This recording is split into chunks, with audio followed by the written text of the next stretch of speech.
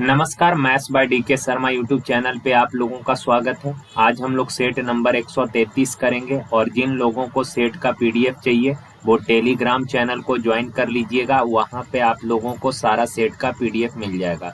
Telegram channel का नाम है मैथ्स बाय डीके शर्मा।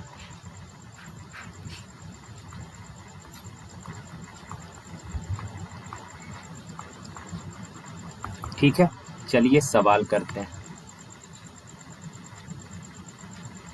देखें, कहा एक फोटोग्राफर कैमरे के विज्ञापित मूल्य पर, विज्ञापित मूल्य कहने का मतलब अंकित मूल्य पर 10% छूट देता है।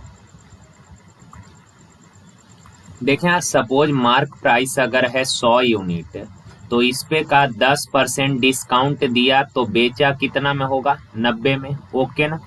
आगे का उसे 20% लाभ होता है। अगर आपने 90 में बेचा, 90 में बेचे 20% लाभ हो गया, क्रय मूल्य कितना होगा? तो विक्रय मूल्य में उल्टा गुना कीजिएगा, क्रय मूल्य आ जाएगा। ओके ना। 2 पचे 10, 2 छक 12, 6 से 15 छक 90, यानी 15 पचे 75, क्रय मूल्य आ गया। अब रेशियो चाहे तो छोटा कर सकते हैं। 5 से कटेगा 20 पचे 100, 5 से 18 पचे 90, 5 से 15 पचे 75, क्रय मूल्य है 15 यूनिट, पर एक्चुअल में क्रय मूल्य दिया है कितना? 600 रुपया। तो 15 यूनिट 600, एक यूनिट कितना हो जाएगा? 15 चौक 60 यानी 40, एक यूनिट 40, तो अंकित मूल्य बोला यानी 20 यूनिट, एक बराबर 40, तो 20 बराबर 40 दूना 80 यानी 800 रुपए। Option number B.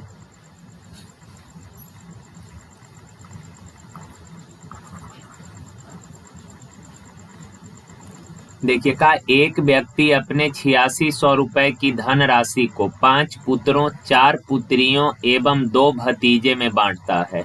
यदि प्रत्येक पुत्री प्रत्येक भतीजे से 4 गुना धन प्राप्त करे और प्रत्येक पुत्र प्रत्येक भतीजे से 5 गुना धन प्राप्त करता है।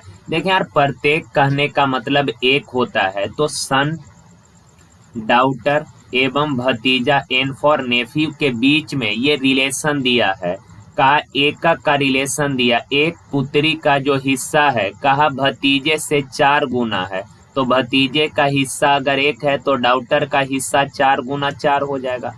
आगे का प्रत्येक पुत्र प्रत्येक भतीजे से 5 गुना धन प्राप्त करता है, तो भतीजे का अगर हिस्सा है 1 यूनिट तो पुत्र का 5 गुना कितना हो जाएगा? 5। यहाँ तक किसी को कोई दिक्कत नहीं।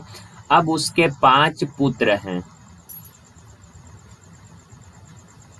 4 पुत्री है और 2 भतीजा है, तो आप बताएं एकक का रेशियो मालूम है, एक बेटे का हिस्सा 5 यूनिट, एक बेटी का हिस्सा 4 यूनिट, एक भतीजे का हिस्सा 1 यूनिट, तो क्या सभी का हिस्सा पता कर लेंगे? यस। एक बेटे का हिस्सा 5 यूनिट है तो 5 बेटे का हिस्सा 25 यूनिट, एक बेटी का हिस्सा 4 तो 4 बेटी का 4 चौक 16 यूनिट, एक नेफ्यू का हिस्सा 1 तो 2 नेफ्यू का हिस्सा कितना हो जाएगा? 2। तो इन सबको मिलाकर टोटल हिस्सा हो गया कितना? 25 और 16 41 और 2 43 यूनिट, पर एक्चुअल में टोटल हिस्सा दिया है कितना? 8600।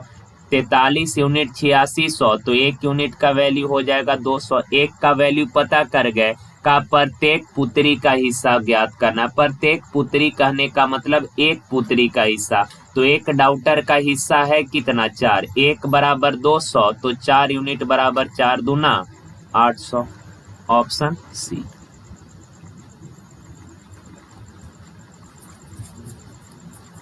देखिए, का किस वार्षिक दर से, ये आपसे पूछा है रेट, किस वार्षिक ब्याज के दर से 3000 रुपए 3 वर्ष में 3993 रुपए हो जाएगा? का मूलधन 3000 रुपया है, ये प्रिंसिपल जो है ना यार, ये 3 साल में हो जाता है, यानी अमाउंट दिया है 3993 का। 3000 रुपए 3 साल में 3993 हो गया, तो 3 साल के लिए प्रिंसिपल और अमाउंट का रेशियो पता है, रेट निकालना है, यानी कि 1 ईयर का ब्याज आपको पता कर लेना पड़ेगा।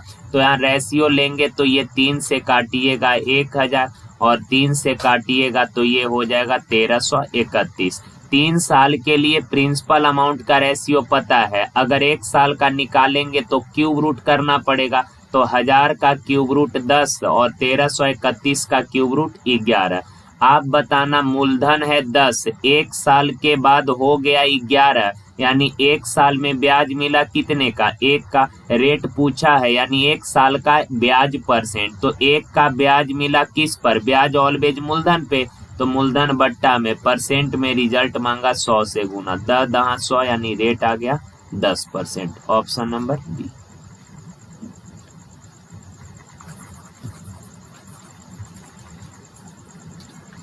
का एक मिश्रण में मदिरा और पानी का, मदिरा यानी कि शराब और वाटर का रेशियो दिया है, का दूसरे मिश्रण में मदिरा और पानी का अनुपात 4:5 है, कितने लीटर दूसरे मिश्रण पहला वाले मिश्रण के 3 लीटर में मिलाया जाए ताकि नए मिश्रण में मदिरा और पानी का मात्रा समान हो जाए। देखें पहले डायग्राम समझ लीजिए फिर सवाल हम लोग कर लेंगे। का पहला जो मिक्सचर है इसमें मदिरा यानी कि शराब, मदिरा यानी शराब और वाटर के मात्रा का रेशियो दिया है 3:2। ये फर्स्ट मिक्सचर में शराब और वाटर के मात्रा का रेशियो, एंड सेकंड मिक्सचर में शराब और वाटर के मात्रा का रेशियो दिया है 4:5। का इन दोनों को मिलाकर एक नया मिक्सचर बनाए हैं। कहा क्या कि पहला वाला जो मिक्सचर है इसके 3 लीटर में दूसरे वाले मिक्सचर का कितना लीटर मिलाया जाए, यही मेन सवाल है कि पहला मिक्सचर के 3 लीटर में दूसरे मिक्सचर का कितना लीटर मिलाया जाए ताकि जो नया मिक्सचर बनेगा, इन दोनों को मिलाने से जो नया मिक्सचर बनेगा इसमें शराब और वाटर का मात्रा समान हो जाए। समान कहने का मतलब 1:1 हो जाएगा। यही सवाल है यार, एक बार फिर से समझिए। का पहला मिक्सचर में शराब और पानी के मात्रा का रेशियो है 3:2, दूसरे मिश्रण में शराब और पानी के मात्रा का रेशियो 4:5। का पहला मिक्सचर के 3 लीटर में दूसरे मिक्सचर का कितना लीटर मिलाया जाए ताकि मिलाने से जो नया मिक्सचर बनेगा इसमें शराब और वाटर का मात्रा समान हो जाए। समान कहने का मतलब 1:1 हो जाए। तो यही आपसे पूछा है दूसरे मिक्सचर का क्वांटिटी। तो अब लगा लें एलिगेशन जिस पे लगाना चाहते हैं। अगर वाटर पे लगाइएगा तो हर जगह से वाटर लेना होगा, शराब पर लगाएंगे तो हर जगह से शराब लेना होगा। तो शराब पे लगा लेते। पहला मिक्सचर में शराब है कितना, फर्स्ट जो मिक्सचर है इसमें शराब है 3, टोटल मिक्सचर कितना में 5 में। सेकेंड वाला मिक्सचर में शराब है कितना 4, टोटल मिक्सचर 4 5 9 में। इन दोनों को मिलाकर जो नया मिक्सचर बनेगा उसमें मदिरा और पानी समान मात्रा में, मदिरा और पानी समान कहने का मतलब 1:1। तो इसमें शराब है कितना 1, टोटल मिक्सचर 2 में। क्लियर। अब देखें इन दोनों के अंतर को यहाँ, तो पहला काम क्या करना है कि यहाँ जो फ्रैक्शन दिया है ना, सारे फ्रैक्शन को इंटीजर में चेंज कर लीजिए। तो 5 9 और 2 का एलसीएम, 5 9 2 का एलसीएम क्या हो जाएगा, तो एलसीएम अगर निकालेंगे तो 5 गुना 9 गुना 2 हो जाएगा। अब यार इससे तीनों में मल्टीप्लाई कीजिएगा, 5 9 2 से सब में गुना करेंगे तो 5 से 5 कैंसिल, 9 दूना 18 तिया 54। यहाँ 9 से 9 कैंसिल, 5 दूना 10 चौक 40। यहाँ 2 से 2 कैंसिल, 5 गुना 9 गुना 2 से मल्टीप्लाई करेंगे तो 2 से 2 कैंसिल, 9 बचे 45 हो जाएगा। अब 54 में से 45 गया 9, 45 में से 40 गया 5। अब ये रेशियो आ गया क्या, पहले मिक्सचर का क्वांटिटी है 5 यूनिट, पहला मिक्सचर का क्वांटिटी 5 यूनिट है पर इसने दे रखा है कितना 3 लीटर। बोला दूसरे मिक्सचर का मात्रा कितना, तो 9 यूनिट, तो 5 बराबर 3 लीटर, तो 9 बराबर कितना होगा 3/5 गुना 9 यानी 27/5, 27/5 यानी कि 5 सही 2/3 लीटर। ऑप्शन नंबर 5 सही 2/5 ना, ऑप्शन नंबर बी। देखिए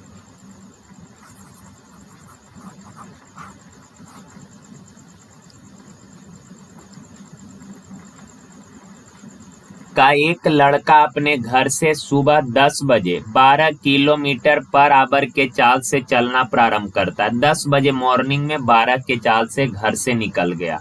का उसका भाई उससे 1 घंटा 15 मिनट बाद स्कूटर से उसी रास्ते पर चलकर अपने छोटे भाई को दोपहर 1:30 बजे पकड़ लिया। स्कूटर का चाल निकालना है। देखें, आपको समझना है कि छोटा वाला भाई घर से 10 बजे 12 के चाल से निकल गया। कहा 1 घंटा 15 मिनट बाद स्कूटर से उसी रास्ते पर चलकर बड़े भाई ने उसका पीछा करना शुरू किया। तो आप पहले ये बताइए, बड़ा वाला भाई को चलने से कितना देर पहले छोटा वाला चल दिया था? तो छोटा वाला 12 के चाल से 10 बजे निकल गया। 1 घंटा 15 मिनट बाद बड़ा वाला भाई पीछा करना शुरू किया, तो 1 घंटा 15 मिनट में उसने कितना डिस्टेंस ट्रेवल कर लिया? तो आप बोलेंगे सर 12 के चाल से चलना प्रारंभ किया और 1 घंटा 15 मिनट तक चला, उसके बाद न बड़ा वाला पीछा करना शुरू किया है। 1 घंटा 15 मिनट को अगर आप अरेंज करेंगे तो मिनट को आवर में लाइएगा, 60 से भागा, 15 चौक 60, 4 एकम 4 और 1 5/4 घंटा। तो 12 के चाल से चलकर 5/4 घंटा में कितना डिस्टेंस ट्रेवल कर लिया? 15 किलोमीटर। ओके, आगे बढ़िए। कहा यार कि बड़ा वाला जो है, आप बताएं 10 बजे छोटा वाला चला था, 1 घंटा 15 मिनट बाद बड़ा वाला ने पीछा करना शुरू किया, यानी पीछा करना कितने बजे शुरू किया होगा? 11:15 पर, और 1:30 पर पकड़ लिया, यानी कि आप बताइए कितना समय में पकड़ लिया? 11:15 में पीछा करना शुरू किया, 1:30 पे पकड़ लिया, यानी पकड़ने में लगा समय है कितना? तो 2 घंटा 15 मिनट। अगर इसको अरेंज करेंगे, मिनट को आवर में लाइएगा, 60 से डिवाइड, 15 चौक 60, यानी 4 दूना 8, 1 9/4 घंटा में पकड़ लिया। तो पकड़ने में लगा समय पता है, और आप सबको पता सर समय बराबर होता है दूरी बट्टा चाल। समय है कितना? 9/4 घंटा। डिस्टेंस है 15 किलोमीटर बट्टा चाल। सेम डायरेक्शन तो चाल घटेगा। स्कूटर का चाल मान लेते हैं भी है, छोटा वाला भाई का चाल है कितना? 12 किलोमीटर पर आवर। अब काटिएगा तो 3 तिया 9, 3 पचे 15, क्रॉस मल्टीप्लाई करेंगे 3v माइनस 12 तिया 36, 4 पचे 20, तो 3v बराबर कितना? 56। तो v बराबर 56/3, यानी 18 से ही 2/3 kilometre per hour. Option number सी।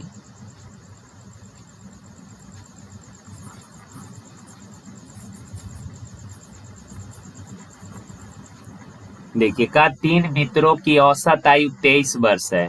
यदि चौथे मित्र को भी शामिल कर लिया जाए तो औसत आयु वही रहती है। तब चौथे मित्र का एज क्या होगा? देखिए यार, चौथा मित्र को शामिल किए ना, तो एवरेज एज में कोई परिवर्तन नहीं हुआ। कोई परिवर्तन नहीं हुआ कहने का मतलब हुआ कि जितना पहले ग्रुप का औसत एज था, उतने ही एज वाला व्यक्ति को अगर आप शामिल कीजिएगा तभी एवरेज में कोई परिवर्तन नहीं होगा। यानी आने वाला का भी एज कितना होगा? 23 साल। अगर ऐसे ना समझ पाए तो आप ऐसे करिए, 3 कैंडिडेट का औसत पहले 23 था, तो 3 लोगों का टोटल एज कितना हो जाएगा? 23 या 69 साल का। एक व्यक्ति और शामिल हो गए तो अब टोटल कितने लोग हो गए? 4 लोग हो गए। अब औसत वही है, यानी कि 4 लोगों का औसत है 23, तो 4 लोगों का टोटल एज कितना हो जाएगा?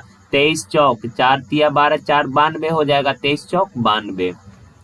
देखें यार फिर से, 3 लोगों का औसत आयु 23 साल था, तो 3 लोगों का टोटल एज कितना? 23 तिया 69 साल। एक कैंडिडेट और आ गए तो अब ग्रुप में हो गए कितने लोग? 4 लोग। अब इन चारों का औसत है 23, तो 4 लोग का टोटल एज कितना? औसत गुना संख्या 23 चौक 92।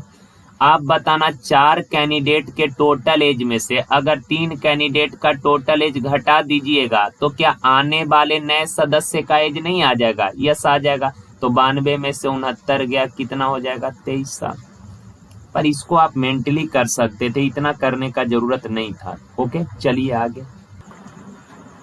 देखिए। का एक रेलगाड़ी 12 मिनट तक 30 किलोमीटर पर आवर के चाल से चलती है तथा अगले 8 मिनट तक 45 किलोमीटर पर आवर के चाल से चलती है, तब रेलगाड़ी की औसत चाल क्या होगा? एवरेज स्पीड बराबर, आप सबको पता है, एवरेज स्पीड बराबर होता है total distance upon total time. Okay, तो पहले तो टोटल डिस्टेंस आपको पता करना पड़ेगा। कहा 12 मिनट तक 30 किलोमीटर पर आवर के चाल से चला, तो 30 किलोमीटर पर आवर के चाल से चलकर 12 मिनट को आवर में लाइएगा, 60 से भागा तो 12/60 यानी 1/5। तो 30 के चाल से चलकर 1/5 घंटा में कितना डिस्टेंस ट्रेवल करेगा? 6 किलोमीटर। ओके, आगे का अगले 8 मिनट तक 45 के चाल से चला, तो 45 के चाल से चलकर 8 मिनट को आवर में लाइएगा तो 60 से डिवाइड करना पड़ेगा।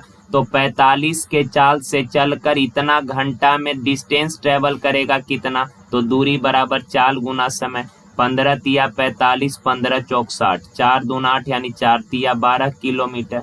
तो आप बताइए यार, टोटल डिस्टेंस हो गया कितना? 12 5 12 6 18 किलोमीटर। और बट्टा में टोटल समय ये 12 मिनट और 8 मिनट, टोटल 20 मिनट। मिनट को आवर में लाइएगा, 60 से डिवाइड करना पड़ेगा। 20 तिया 60, 3 ऊपर चला जाएगा तो 18 तिया 54 kilometre per our average speed है। ऑप्शन 20 तिया 60, 18 तिया 54 सही तो है यार। 12 25 60, 5 छक 30 45, 15 तिया 15 चौक 4 दूना 8, 3 दूना 6। सॉरी यार, ये 6 होगा, सॉरी, ये 6 और 6 कितना हो जाएगा? 12 किलोमीटर। 3 ऊपर चला जाएगा तो 12 तिया 36 kilometre per our. Okay, option number D. देखिए, का त्रिभुज यू भी डब्ल्यू में कोण भी का माप 90 डिग्री है, यानी कि एक कोण 90 है, अर्थात ये राइट एंगल ट्रायंगल है। का इस राइट एंगल में कोण भी जो है 90 डिग्री है, ये वाला एंगल 90 दिया, तो ये यू होगा और ये डब्ल्यू मान लेते हैं। का कि tan u बराबर 12/5, ये वाला जो एंगल है ना, ये tan u, कहा tan u बराबर है 12/5। तो आप बताइए tan होता क्या है? P/B। ओके, तो यार जो एंगल लेंगे ना, जो एंगल लेंगे उसके सामने वाला भुजा लंब होगा। तो ये लंब है कितना? 12 यूनिट। ये आधार 5 यूनिट। और आप सबको पता है सर 90 के सामने कर्ण होता है, तो 5 12, तो ट्रिपलेट याद होगा, ये हो जाएगा कितना? 13। ऐसे इसका कोई जरूरत नहीं है, पर हम लोग निकाल लिए 5 12, तो कर्ण हो जाएगा 13। आगे का भी यू बराबर 10 सेंटीमीटर। भी यू 5 यूनिट है, तो 5 का वैल्यू दिया है 10, तो 1 का वैल्यू कितना? 2। 1 2 है, तो कहा डब्ल्यू भी यानी भी डब्ल्यू का लंबाई कितना? 12 यूनिट।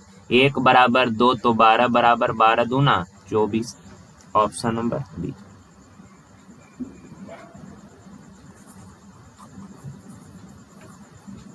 देखिए, का एक सीढ़ी दीवार के सहारे इस प्रकार खड़ी है कि वो दीवार की चोटी तक पहुंचती है। सीढ़ी का आधार दीवार से 5 मीटर के दूरी पर है। सीढ़ी के आधार से दीवार की चोटी का उन्नयन कोण 15 डिग्री है, तो सीढ़ी का लंबाई क्या होगा? 1 मिनट पहले एक चीज समझिए आप लोग, जैसे आप tan मान लीजिए 15 डिग्री, इसको क्या आप लिख सकते हैं? tan 45 - 30, 45 - 30 लिख सकते हैं। और tan A - B होता है tan A - tan B बट्टा 1 + tan A into tan B। सबको ये चीज पता है। आप बताना, tan 45 होगा 1 और tan 30 होता है 1/√3 बट्टा 1 प्लस tan 45 1 और tan 30 1/√3, तो 1 इंटू 1/√3 क्या हो जाएगा? 1/√3। तो ऊपर अरेंज करेंगे तो √3 - 1/√3 और नीचे √3 + 1/√3। बट्टा वाला √3 से √3 कैंसिल हो जाएगा। ओके ना? तो ये चीज आगे आप चाहें तो रेशनलाइज कर सकते हैं, बट इतना ही आप ध्यान में रखिएगा और ये चीज आपको पता होना चाहिए। देखें,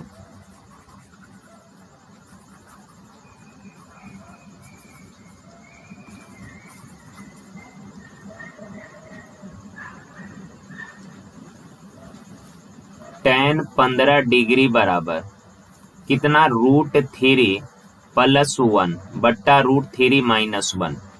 √3 माइनस था ना, हाँ, √3 - 1 बट्टा √3 + 1। ये चीज आप लोग ध्यान में रखिएगा, आपको याद होना चाहिए। tan 15 डिग्री क्या होगा, √3 - 1/√3 + 1, √3 - 1/√3 + 1। ओके, अब देखें जैसे यार मान लीजिए ये राइट एंगल ट्रायंगल है, ये एंगल 90 डिग्री है, ये वाला आपको 45 दिया है। तो आप बताना tan 45 होता क्या है, √3 - 1/√3 + 1, यानी कि लंब बट्टा आधार, यानी लंब हो जाएगा √3 - 1 बट्टा आधार हो जाएगा √3 + 1। ओके, अगर आप कर्ण निकालेंगे तो आप सबको पता है कर्ण बराबर होता है सर √ लंब स्क्वायर, यानी कि √3 - 1 का स्क्वायर प्लस आधार यानी √3 + 1 का स्क्वायर। अब इसको आप ब्रेक कर सकते हैं, नहीं तो याद है a - b का whole square plus a + b का होल स्क्वायर, तो -2ab + 2ab कट जाएगा, तो रिजल्ट आ जाएगा ट्वाइस ऑफ a² + b²।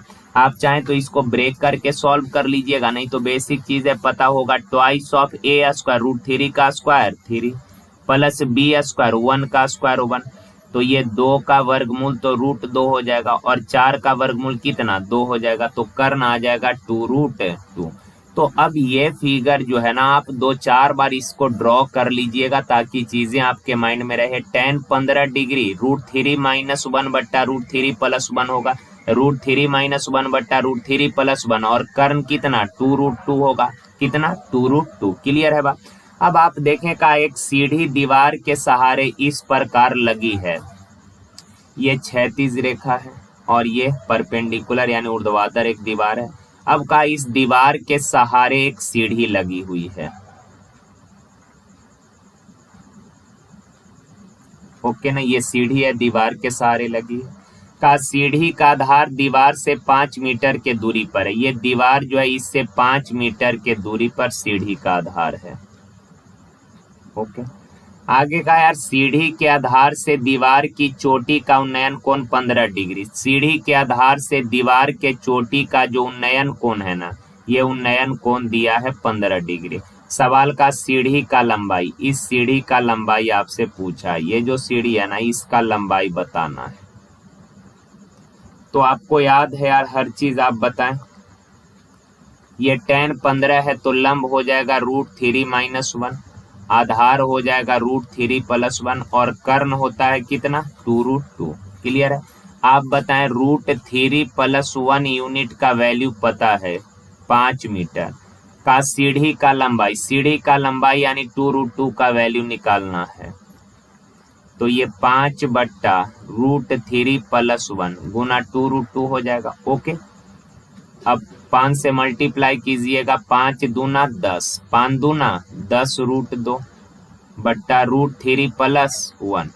अब यार रेशनलाइज करेंगे तो ऊपर नीचे इसके कंजुगेट से गुना करना पड़ेगा, तो ऊपर हो जाएगा कितना मेरे भाई 10 √2 इंटू √3 - 1 बट्टा में a + b into a - b, a² - b² √3 का स्क्वायर 3, 1 का स्क्वायर 1, तो 3 में से 1 गया 2, 2 × 5 = 10, 5√2 से दोनों में गुना करिएगा तो 5, √2 गुना √3 √6 माइनस 5√2।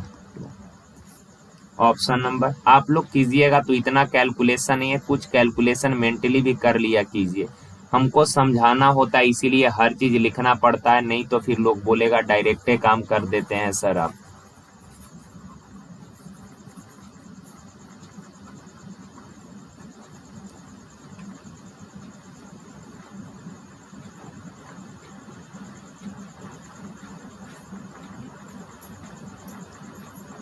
देखिए का त्रिभुज ABC एक समद्विबाहु त्रिभुज है, त्रिभुज ABC एक समद्विबाहु त्रिभुज है।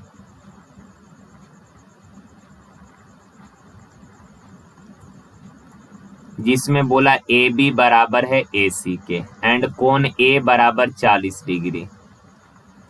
आप बताइए, आपको पता है कि सर किसी भी त्रिभुज में बराबर भुजा के सामने का जो कोण होगा ना, बराबर भुजा के सामने का कोण भी आपस में बराबर, तो एक कोण 40 है, तीनों कोणों का योग 180। अगर एक 40 है तो इन दो कोणों का योग भी 140 होगा, अगर ये 40 है तो इन दोनों का योग 140, और ये दोनों कोण अगर बराबर है तो 140 को 2 इक्वल पार्ट में डिवाइड कीजिएगा, ये 70 डिग्री और ये वाला भी 70 डिग्री।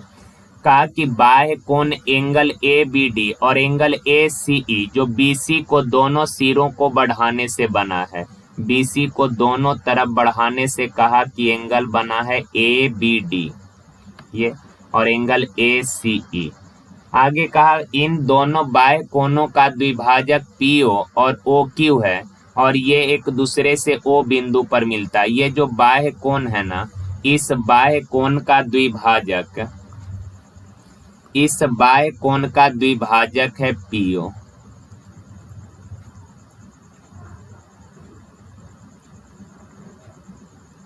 PO बाह्य कोण का द्विभाजक है। अगर ये द्विभाजक है यानी ये दोनों एंगल आपस में बराबर होगा। सिमिलरली इस बाह्य कोण का द्विभाजक है QO, जो एक दूसरे को, ये PO है और ये QO है, जो एक दूसरे को O पॉइंट पे काटता है। तो का एंगल BOC यानी ये वाला एंगल आपको बताना है। तो आप लोग को याद होगा यार, अगर अपोजिट एंगल निकालना है तो 90 डिग्री माइनस सामने के कोण का आधा, तो सामने का कोण है 40, 40 का आधा 20, तो 90 में से 20 गया कितना, 70 degree. Option number A. Clear है। तो कुछ लोगों को ये चीजें याद नहीं होगा तो आप बेसिक भी कर सकते हैं, कोई दिक्कत नहीं है। आप बताना ये स्ट्रेट एंगल है, तो स्ट्रेट एंगल पर टोटल कोण 180 डिग्री का बनता है, ये 70, तो बाकी बाह्य कोण 110 हो जाएगा। और ये दोनों अगर इक्वल है तो 110 को 2 इक्वल पार्ट में डिवाइड कीजिएगा, ये 55 और ये वाला भी 55 हो जाएगा। सिमिलरली इधर भी 70 है तो बाह्य कोण 110 हो जाएगा, 2 इक्वल पार्ट में डिवाइड कीजिएगा 55 और ये 55। आप बताइए शीर्षाभिमुख कोण आपस में बराबर होगा क्या? यस, ये 55 तो ये भी 55, ये वाला भी 55, तो 55 55 110, 180 में से 110 गया, ये एंगल कितना, 70 डिग्री। तो आप बेसिक भी कर सकते हैं, कोई दिक्कत नहीं है। और नहीं तो याद है तो थोड़ा जल्दी हो जाएगा, सामने के कोण का 90 माइनस सामने के कोण का आधा।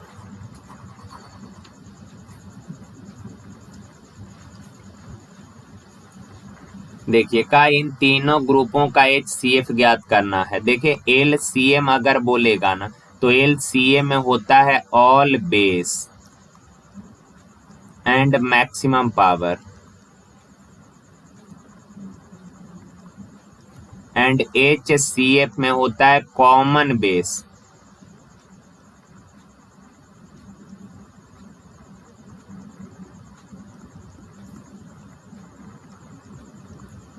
And minimum power. तो ध्यान रखिएगा LCM all base maximum power, all base maximum power, and HCF common base minimum power.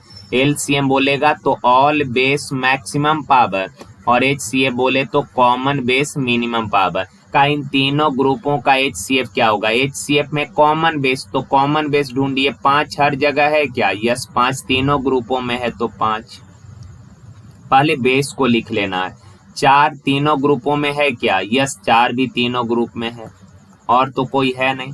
अब इनके पावर मिनिमम, इनका पावर मिनिमम, तो 5 के पावर मिनिमम कितना है? यहाँ कुछ नहीं यानी Q1, और 4 के पावर मिनिमम यहाँ 3, यहाँ 4 और यहाँ 3 है, तो मिनिमम है 3।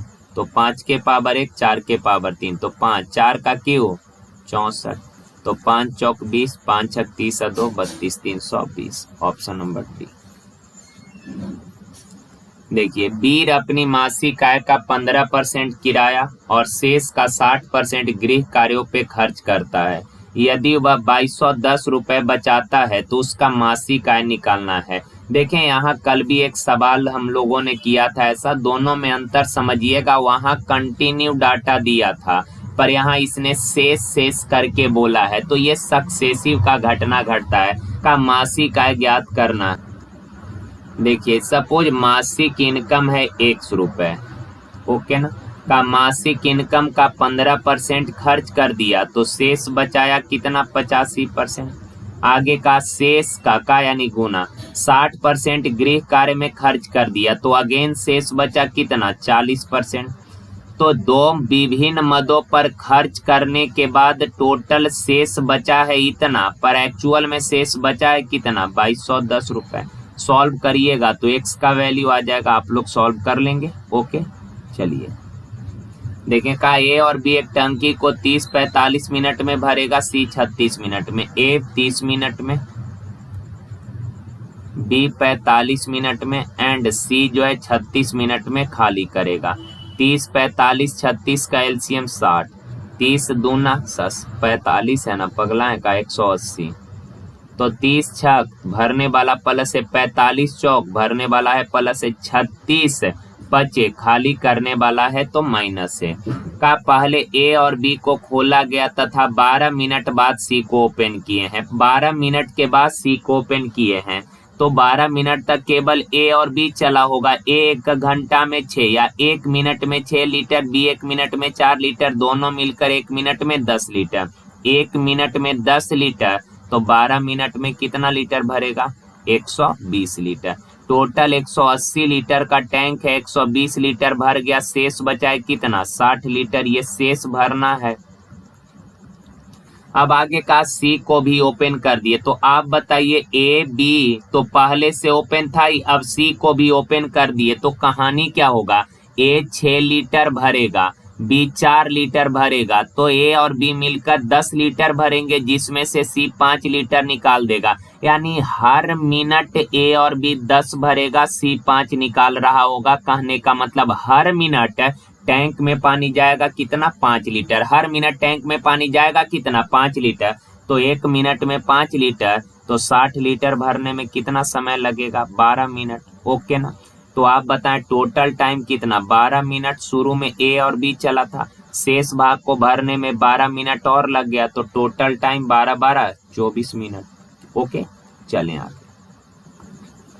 देखिए का 240 रुपए पर केजी वाली चाय 280 रुपए पर केजी वाली चाय के साथ किस अनुपात में मिलाया जाए? पहला प्रकार के चाय का रेट दिया है 240 रुपए, दूसरे प्रकार के चाय का रेट 280 का। इन दोनों को किस अनुपात में मिलाए ताकि मिलाने से जो मिक्सचर बनेगा उसको 324 रुपए पर केजी के भाव से बेचने पर 20% का लाभ प्राप्त होगा। आप बताएं का 324 रुपए पर केजी बेचिएगा तो 20% लाभ होगा। क्रयमूल्य कितना है? विक्रयमूल्य में उल्टा गुना कीजिएगा, क्रयमूल्य आ जाएगा। तो 2 पचे 10, 2 छक 12, 6 पचे 30, 6 चौक 24, तो 4 पचे 20, 5 पचे 25 और 2 27, 270। ओके ना? अब आसान हो गया। आप बताएं 280 में से 70 जाएगा 10, 270 में से 40 जाएगा 30। रेशियो लेंगे 1:3। ऑप्शन नंबर सी।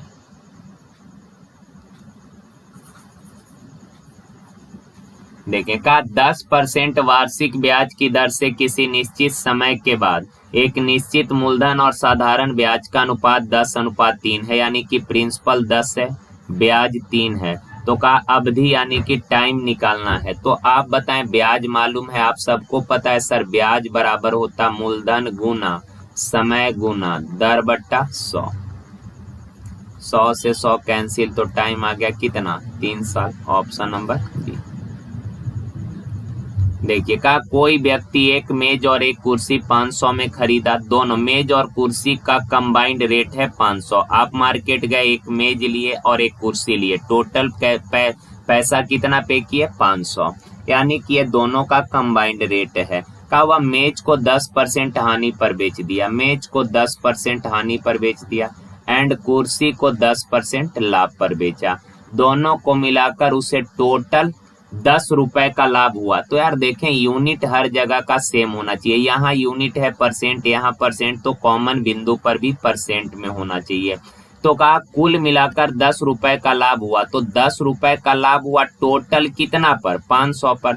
10 का लाभ 500 पर, परसेंट तो 100 से गुना, 2 जीरो से 2 जीरो, 5 दूना 10, यानी ओवरऑल जो है आपको कितने का प्रॉफिट हो गया? 2% का।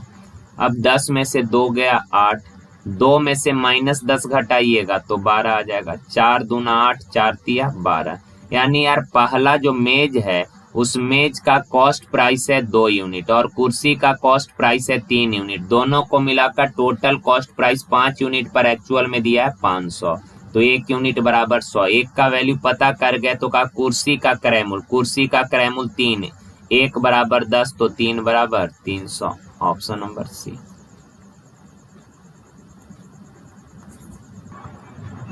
देखिए x का वैल्यू दिया है, y का वैल्यू दिया है, आपसे पूछा x cube plus y cube क्या होगा। तो आप सबको पता है x cube plus y cube का फॉर्मूला एक्स प्लस वाई का whole cube minus 3xy into x plus y. तो यार x प्लस वाई, एक्स का वैल्यू पता है, y का वैल्यू पता है, अगर इन दोनों को आप ऐड करेंगे, ऐड करिएगा तो याद होगा होता है twice of a square root 3 का square 3 plus B square root 2 का स्क्वायर 2 और बट्टा में a square minus b square यानी कि 3 माइनस 2। तो 3 और 2 5, 5 दूना कितना 10। तो x प्लस वाई 10 है तो 10 का क्यू हो जाएगा 1000 माइनस 3 गुना x इंटू वाई।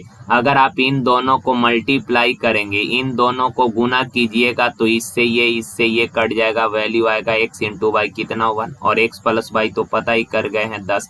तो 1000 में से 30 जाएगा 970, ऑप्शन नंबर डी का अवरोही क्रम में सजाएं। अवरोही यानी घटते क्रम में। तो देखें यहाँ जो है पावर को फ्रैक्शन के रूप में लिख लेना है। तो ये क्यूब रूट 4 है, रूट हटाइएगा 3 घात वाला करनी है तो पावर में 1/3। यहाँ रूट हटाएंगे वर्गमूल है तो 1/2, रूट हटाएंगे 6 घात वाला करनी तो 1/6 और ये हो जाएगा 5 के पावर 1/4। ओके, अब देखें यार पावर फ्रैक्शन में दिया, इसको इंटीजर में चेंज कीजिएगा। तो इंटीजर में चेंज करने का तरीका है 3 2 6 4, 3 2 6 4 से कटने वाला नंबर यानी इन सब का एलसीएम कितना, इन सब का एलसीएम आ जाएगा 12। तो 4 के पावर 3 से 12 से सब में ना मल्टीप्लाई, तो 3 चौक तो 4, 2 छक तो 6, 6 दूना 2, 5 के पावर 4 दिया 3, ये 4 के पावर 4 हो जाएगा 256, 2 के पावर 6 64, 3 का स्क्वायर 9, 5 का क्यू 125। तो सबसे बड़ा कौन है 256 1 नंबर, 125 2 नंबर, 64 3 नंबर और 9 4 नंबर। तो का अवरोही यानी घटते क्रम, घटते कहने का मतलब होता है पहले बड़ा, फिर उससे छोटा, फिर उससे छोटा, फिर उससे छोटा और आखिरी में सबसे छोटा। तो सबसे बड़ा है 256 यानी कि 4 क्यूब रूट 4, तो ये क्यूब रूट 4। सेकेंड नंबर में कौन है यार, सेकेंड नंबर में है ये 5 के पावर 1/4 यानी 4th रूट 5। उससे छोटा है 3 यानी कि रूट 2 और सबसे छोटा है 4, 4 नंबर पर है 9, 9 यानी कि 6 रूट। तो ये हो जाएगा कौन सा 3 4 2 6, ऑप्शन नंबर ए।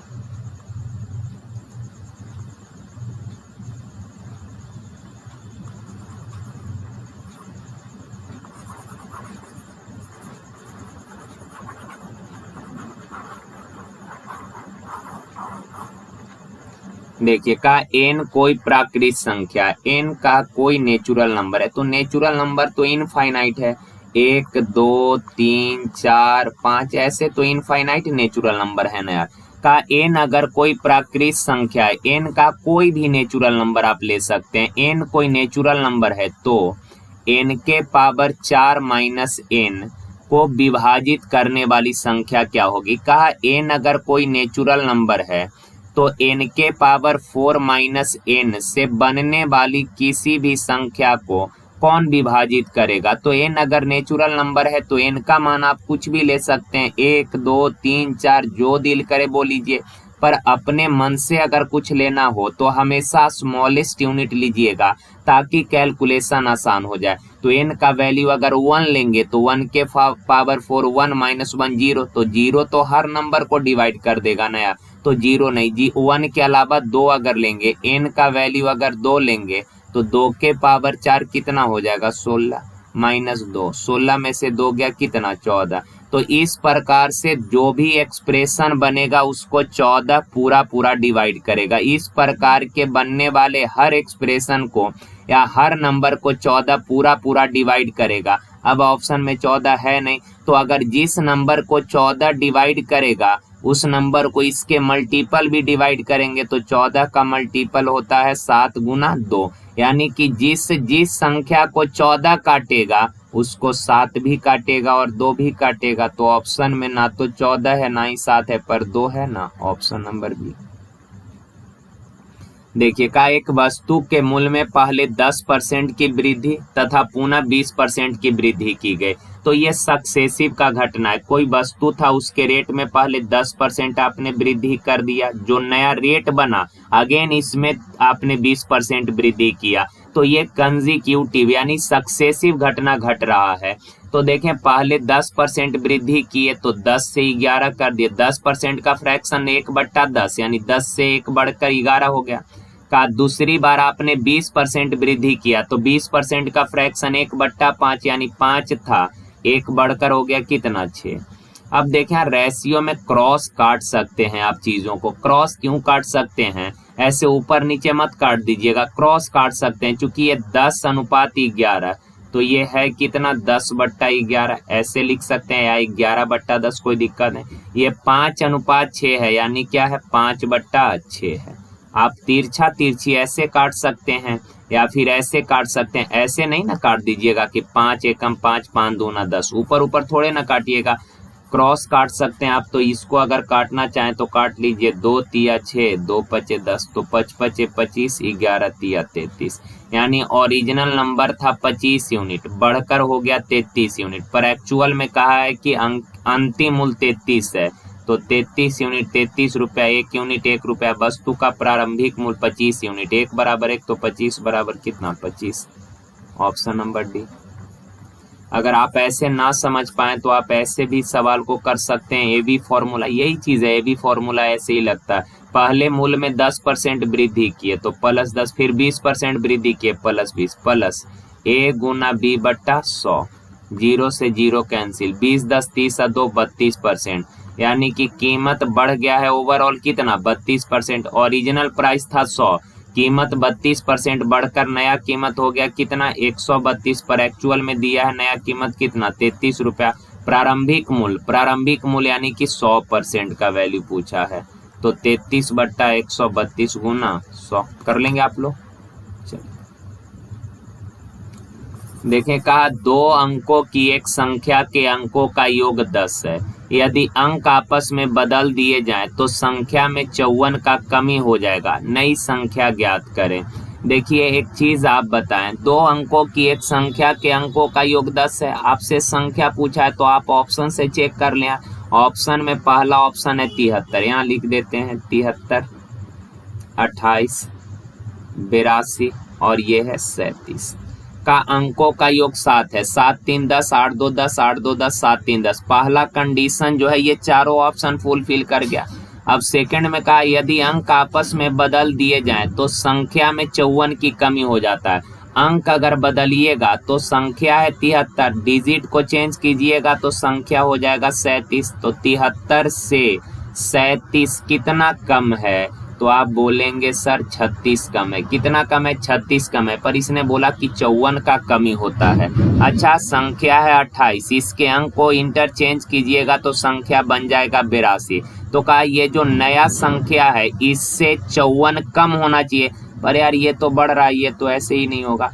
अब 82 है, इसके डिजिट को चेंज कीजिएगा बन जाएगा 28। अब कहा कि संख्या के अंकों को अगर बदल दीजिएगा तो संख्या में 54 का कमी हो जाएगा। संख्या था ओरिजिनल 82, डिजिट को चेंज किए तो संख्या बन गया 28, कितने का कमी हो गया कितने का, तो आप बोलेंगे सर कमी हो गया 54 का। तो ये कंडीशन को सेटिस्फाइड कर गया। तो कहा नई संख्या ज्ञात करें, इस चीज को ध्यान रखिएगा, कई बार लोग ऑप्शन मार देता है 82, पर इसने बोला नई संख्या यानी कि डिजिट चेंज करने के बाद जो नया नंबर बना है वो आपसे पूछा है। तो ओरिजिनल नंबर था 82, डिजिट को चेंज कर दिए तो नया नंबर बन गया 28, और यही आपसे पूछा है नया संख्या, तो ऑप्शन नंबर बी। देखिए निम्नलिखित तालिका परीक्षा में भाग लेने वाले छात्रों के परिणाम दर्शाती है। उत्तीर्ण छात्रों का प्रतिशत, देखें आज 150 बच्चा पास किया है और 100 बच्चा फेल किया है, तो आप बताइए टोटल बच्चा है कितना 250, टोटल 250 बच्चा है जिसमें पास किया है कितना 150, परसेंट में रिजल्ट मांगा तो 100 से गुना कर दीजिए। अब काटिएगा तो मेरे भाई 5 तिया 15, 5 पचे 25, 5 से तो 20 पचे 100, तो 20 तिया 60, ऑप्शन नंबर बी। देखें, एक फल विक्रेता ने 100 संतरे 80 रुपया में खरीदा। 100 संतरा खरीदा है कितने रुपए में? 80 रुपया में। का उनमें से 20 सड़ गए। आप बताएं यार, आपने 100 संतरा 80 रुपए में खरीद लिए, आपका किस्मत खराब था, 20 संतरा सड़ गया, तो आपके घर तक गया क्या संतरा? 80 संतरा ही गया ना। 100 संतरे आपने खरीदे 80 रुपए में, 20 संतरा सड़ गया, तो सही संतरे कितने बच गए? 80 संतरा बचा, और खर्च तो वही 80 रुपए यूज में आए क्या संतरा? 80 संतरा, पर आपके खर्च कितने हो गए? 80 रुपया। यानी कि अब 80 संतरा का क्रय मूल्य 80 रुपया है, तो एक संतरा का क्रय मूल्य कितना हो जाएगा? 1 रुपया। तो एक संतरा का क्रय मूल्य पता है का 25% लाभ कमाने के लिए शेष संतरे को किस मूल्य पर बेचना होगा? शेष संतरे का क्रय मूल्य है 1 रुपया, 25% लाभ कमाने के लिए 125/100 में बेचना होगा, यानी 1.25 रुपए। Option number B. देखिए का ए, बी और सी एक कार्य को 81 दिन में पूरा करेगा। ए, बी और सी तीनों मिलकर कार्य को 81 दिन में कर देगा। आगे का ए और बी उस कार्य को, ए और बी मिलकर उस कार्य को 97.2। देखें यार, टाइम एंड वर्क में जब भी और पाइप एंड टंकी में भी अगर टाइम डेसिमल में दिया है ना, तो पहले फ्रैक्शन बना लीजिए। डेसिमल हटाएंगे बट्टा में 10, 2 से काटिएगा 5, 2 चौक 8, 2 8 16, 2 छक 12, यानी 486/5। आगे कहा बी और सी उस कार्य को, बी तथा सी मिलकर उससे कार्य को 162 दिन में करेगा। तो इन सबों का एलसीएम लीजिएगा, तो इन सब का एलसीएम आ जाएगा 486। ओके, तो 81 छक 486 एकम, तो 5 एकम 5, 162 दिया। अब सवाल का बी अकेले उस काम को कितने दिन में, बी के बारे में सवाल पूछा है, तो बी का एफिशिएंसी जानना पड़ेगा। देखिए ए प्लस बी एक दिन में कितना काम करता है? 5 काम। यार तीनों मिलकर एक दिन में 6 काम, तीनों मिलकर एक दिन में 6 काम, जिसमें ए और बी अगर 5 काम करेगा, ए और बी 5 काम करेगा, तो सी कितना काम किया होगा? 1 काम। ए और बी और सी तीनों मिलकर एक दिन में 6 काम, जिसमें से ए और बी 5 काम, तो सी 1 काम किया होगा। ओके, अब यहाँ आ जाए, सी का एफिशिएंसी 1 है, बी और सी मिलकर 3 काम, जिसमें सी 1 कर दिया, तो बी कितना काम? 2। तो बी का एफिशिएंसी 2 है, यानी बी एक दिन में 2 काम, तो टोटल यानी 486 काम कै दिन में? बी के एफिशिएंसी से डिवाइड करिएगा तो 243 दिन। ऑप्शन नंबर सी।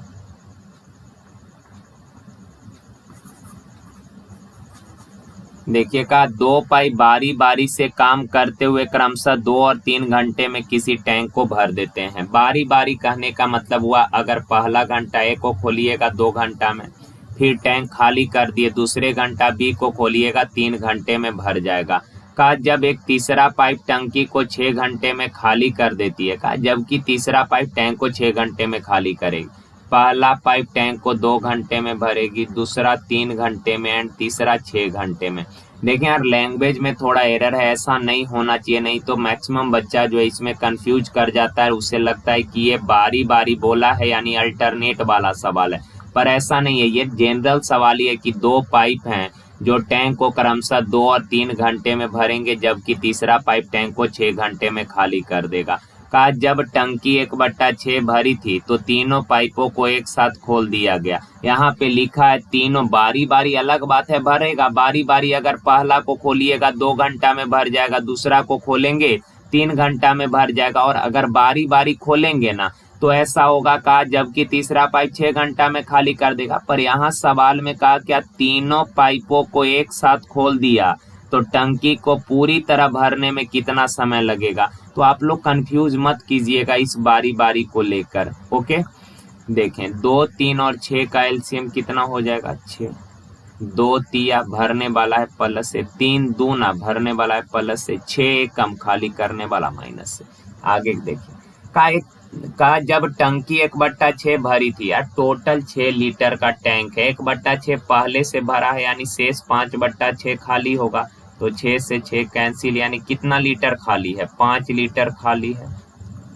ओके, का तीनों को ओपन किए तो ए 3 भरेगा, बी 2 भरेगा तो 3 और 2 5 भरेगा, उसमें से सी 1 खाली करेगा, ये दोनों मिलकर 5 भरेगा और सी 1 खाली कर देगा, यानी हर घंटे टैंक में पानी जाएगा 4 लीटर। 5 भरे 1 खाली कर दिए, हर घंटे 4 लीटर, खाली है 5 लीटर। 1 घंटा में अगर 4 भरिएगा तो 5 लीटर भरने में कै घंटा लगेगा, 4 से डिवाइड करेंगे, 1 सही 1/4 घंटा, यानी 1 घंटा 1/4 आवर है, मिनट में लाइएगा 60 से गुना 15 चौक 60, यानी 1 घंटा 15 मिनट, 1 घंटा 15 मिनट, ऑप्शन नंबर ए। देख कहा शांत जल में एक नाविक की चाल x किलोमीटर पर आवर है और धारा की चाल y किलोमीटर पर आवर है। शांत जल है यार, ओके। का उसमें नाविक का चाल यानी बोट का चाल x किलोमीटर पर आवर, धारा का चाल, नाविक कहने का मतलब आदमी का सेंस आ रहा है, पर आदमी बोले यानी कि तैरने वाला जो भी एलिमेंट होगा ना, सबको हम लोग बोट मान के चलेंगे, आदमी हो महिला हो यानी पुरुष हो महिला हो नाव हो कुछ भी हो, तैरने वाला जो भी एलिमेंट होगा सब बोट होगा। कहा कि बोट का चाल x है और धारा का चाल y है। यदि एक व्यक्ति नाव चलाते हुए धारा के विपरीत एक निश्चित दूरी तय करता है और फिर धारा के दिशा में वही दूरी तय करके लौटता है, इस यात्रा के दौरान उसका एवरेज स्पीड क्या होगा। देखें यार, ये धारा इस डायरेक्शन में बह रही है, ओके। तो आप बताएं, अगर बोट धारा के दिशा में या धारा के विपरीत, मान लीजिए इधर बह रहा है, कोई दिक्कत नहीं है, जैसे आप मान लीजिए, बस आपको समझ में आना चाहिए, ये मान लीजिए धारा इस डायरेक्शन में बह रहा है। का एक नाव जो है 1 किलोमीटर पर आवर के चाल से चलता है और धारा y के चाल से बह रही है, तो धारा के विपरीत अगर आप जाएंगे तो आपका चाल क्या हो जाएगा, घट जाएगा। अगर नाव धारा के विपरीत डायरेक्शन में जाएगी तो नाव का चाल क्या हो जाएगा, बोट माइनस वाटर, यानी x minus y kilometre per our.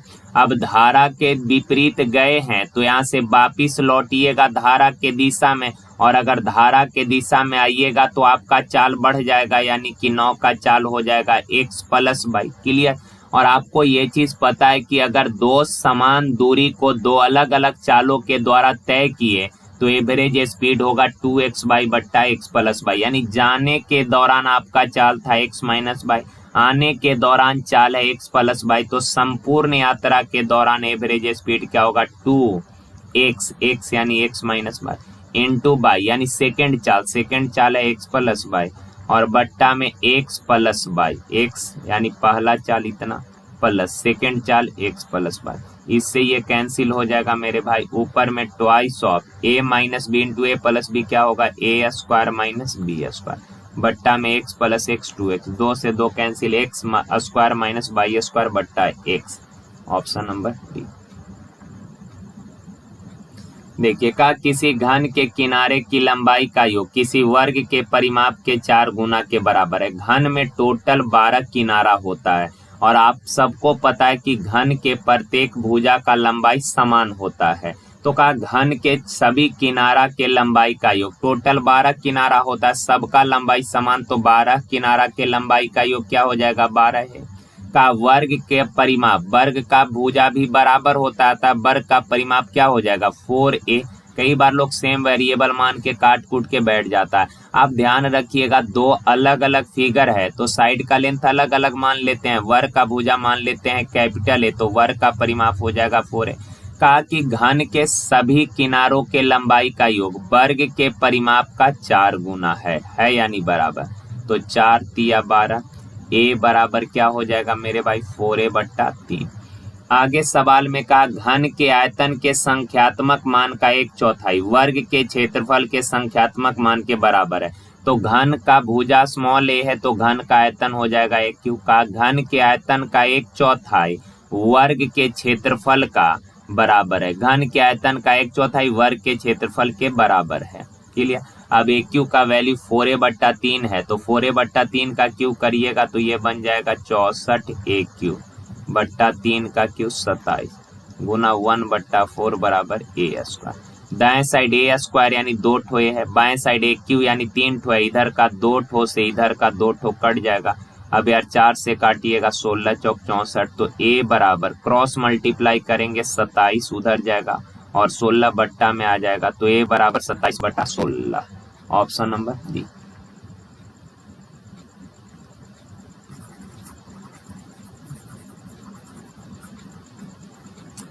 देखिए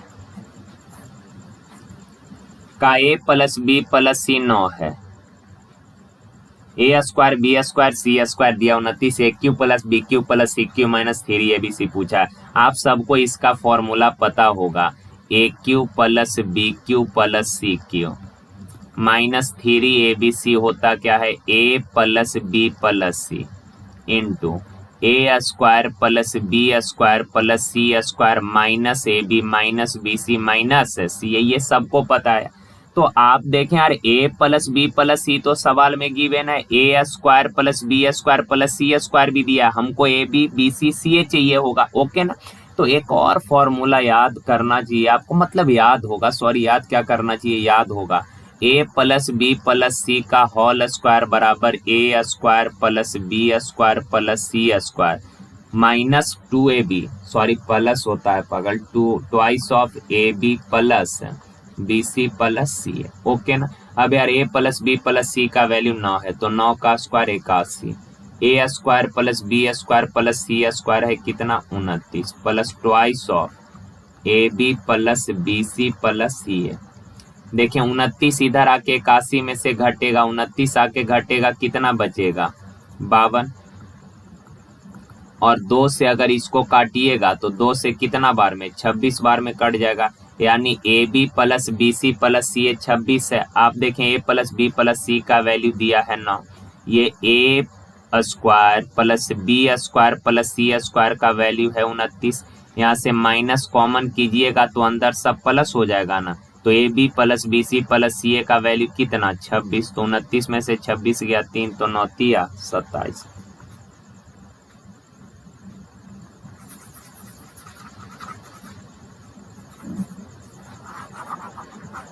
देखिए का दो पूरक कोण का अनुपात 4:5 है, पूरक यानी कॉम्प्लीमेंट्री एंगल का रेशियो दिया है 4:5, और आप सबको पता होगा कि दो पूरक कोण का योग होता है 90 डिग्री। पूरक करने का मतलब जब दो कोणों का योग अगर 90 है तो वे दोनों एंगल आपस में कॉम्प्लीमेंट्री यानी कि पूरक कोण कहलाते हैं, और सम पूरक यानी कि जब दो कोणों का योग 180 डिग्री हो तो वे दोनों कोण आपस में सम पूरक कहलाएंगे। फिलहाल पूरक बोला है, पूरक यानी इन दोनों का योग कितना होगा 90 डिग्री, तो 4 और 5 9 बराबर 90, तो 1 बराबर 10, तो 4 बराबर 40 और 5 बराबर क्या हो जाएगा 25। सवाल का यार पहले कोण के वर्ग का दूसरे कोण के वर्ग के साथ अनुपात, तो पहला का वर्ग कीजिएगा तो 40 का स्क्वायर यानी कि 40 गुना 40, दूसरा का वर्ग कीजिएगा यानी 25 गुना 25, तो ये 5 से 8 बार, 5 से 5 बार, ये 5 से काटिएगा तो 8 बार, और ये 5 से काटिएगा 5 बार, तो 8 8 64, 5 5 25, ओके 64 अनुपात क्या पूछा, पहले के वर्ग का दूसरे के वर्ण से अनुपात क्या, वर्ण का दूसरे के वर्ण से, ये वर्ग होना चाहिए यार, ये वर्ग होगा, वर्ग का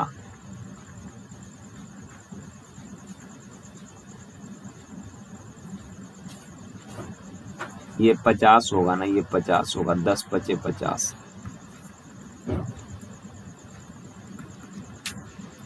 तो 5 से 8 बार, तो 5 से ये 10 बार, 5 से 8 तो 5 से ये 10, तो 8 का स्क्वायर 64, 10 का स्क्वायर 100, 64 अनुपात 100।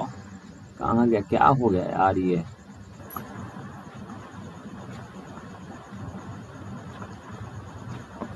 देखे ना यार, ये 100 आप ऐसे ना करें, इतना ये 50 का स्क्वायर इतना नहीं काटना है, सॉरी क्या हो जाता है यार, 50 गुना 50, तो 1 0 से 1 0, ये 1 0 से 1 0, तो 4 का स्क्वायर 16, 5 का स्क्वायर 25, 16 अनुपात 25।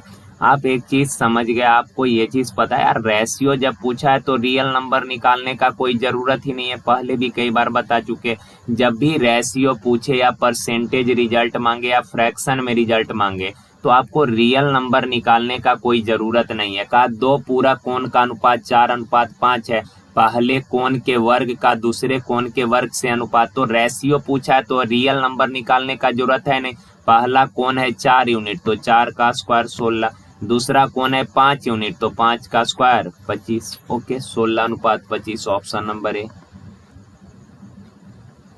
देखें का -3 -8 -13 -18 ये एक सीरीज है का इसके पहले 10 संख्याओं का योग।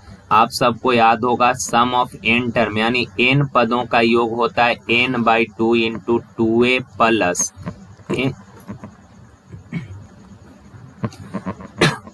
2a plus n-1 into D. Okay यहाँ बोला 10 पदों का योग क्या होगा सम ऑफ 10 टर्म n/2 यानी कि 10/2 इंटू 2a a यानी फर्स्ट टर्म कितना है -3 प्लस n-1 10 में से 1 गया 9 into D D for difference तो -3 -8 का गैप कितना है -5 का तो ये 5 हो जाएगा। और ये देखें यार -6 और ये है कितना -45 -6 -45 कितना -51 तो 5 5 5 25 -255 ऑप्शन नंबर डी। ओके तो चलिए यार आज के लिए यहीं तक। थैंक यू धन्यवाद।